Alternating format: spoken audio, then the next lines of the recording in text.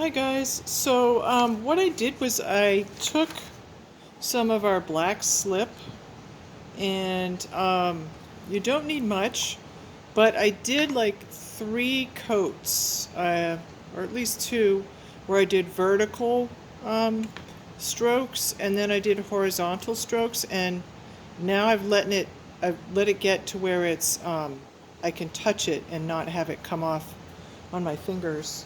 And I have actually white slip on the other side, which I'm going to use to do, uh, I'm going to build up, I think, the crane design. I'm calling it a crane. Anyway, I think I'm going to build up the crane design on the other side. But so for this side, I thought I would show you guys Sgraffito, which is this really cool technique. And I think I'm going to keep it simple. I think I'm going to go back to this guy. But I'm feeling a little bit intimidated because this is a curve and I've already prepared my surface, so I kind of don't want to mess it up. So what I'm actually going to do is on a slightly bigger piece of paper, I'm going to go ahead and recreate this design. I could just get a bigger printout, that would also work. But I think I'm actually going to just cut this out. And I think that's going to give me, and then I can place it and trace around it. And I think once I have the basic shape, I'll feel okay about doing these. But I just kind of don't want to mess it up at this point. So anyways, I will be right back. Hi guys. I'm just using a piece of paper before I actually draw the design. I'm just using a piece of paper to kind of get the general size of how big I want it to be. So I drew him, and I messed up a little bit, but I can deal with that with the scissors. Okay, so here's a little trick. I've got my paper cut out now. I can just moisten this with the spray bottle a little bit, and then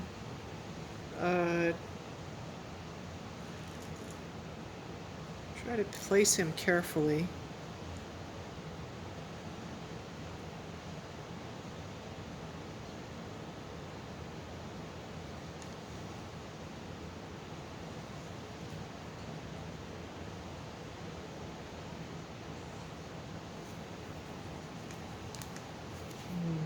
I think I may want him a little bit further over to the right.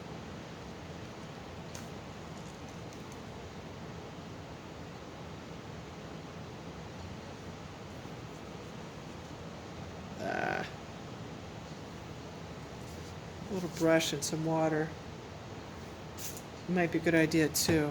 It's just, you can use water, you just don't want to use a lot because it'll weaken the clay. Anyways, you get the idea. The water can help it stick to the cylinder.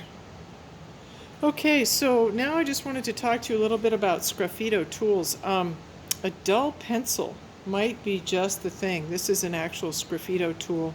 They also make Sgraffito tools that are just little tiny loop tools that will actually kind of just pull out a little, I don't know, carving of clay. But I'm going to show you just with this because a dull pencil might be something you can find. I don't really recommend the pin tool because it will actually scrape up the clay a lot. So something like this that isn't quite so sharp will actually work better. And so then, yeah, having put some work into the paper, I'm just going to basically trace around it. It can be really handy to have like a damp towel to kind of wipe off the little bits of slip that I'm scraping off. And then other than that, I think you guys can kind of see it. So I'm going to pause this and then I'll show you when I have it done. So I am pulling the paper off slowly. Oops. Darn it, I ripped it. What's cool about the paper technique is that if you don't rip it, or if you tape it back up, you could save this, and then you could just do the same pattern on the other side, and then that way you'd have symmetry. But anyways, you can kind of see the pattern that I've got going here, and it's a nice way to deal with the fact that I'm trying to curve a pattern around a curved shape. So I'm going to work with this a little bit, maybe clean up the lines a little bit, make it a little bit bolder. And I was thinking about how could I, now that I'm using this design again, how can I make it more Mayan? And that's kind of an interesting idea in and of itself. Or, how could I make it more personal to me? Like, I think about people and their pets, their parakeets and stuff. Maybe I could relate this to, I don't have a bird pet, but maybe I could connect it to myself that way somehow. Or, go back to the chicken idea. Anyways, I am looking for you to personalize these, as well as, be inspired by Mayan art. So you can see I'm getting the design on there bit by bit, carving it in. And I messed up on the eye, so I went back and put slip on it, and now I gotta wait for it to dry, and then I can redo the eye and kind of bring back the beak area. Ooh, and I still gotta do the ear too. All right. So anyways, you guys get an idea of the process. And I think, it's a little terrifying because you're worried about messing up the surface, but you got to remember that you can always go back and touch it up with the slip. So that can kind of take the pressure off a little bit.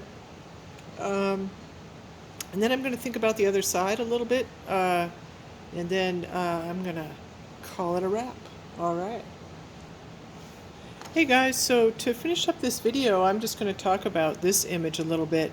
It's a vessel that one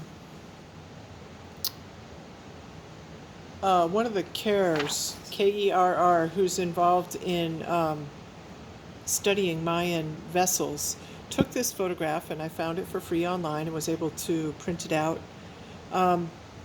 Anyways, I think I may print out a bigger version that's going to kind of fit the space better of that bird. It's pretty complicated, so I'm thinking I'll either draw it out or maybe do a bigger printout. And what I'm thinking I'm going to do is use the black slip for this part, and then maybe take some of the red slip and mix a little white in it to kind of lighten it up, and then use the black slip for here. Use the black slip for the outline, and there's an old god face in here, and then the bird as well. But it's a fairly complicated image.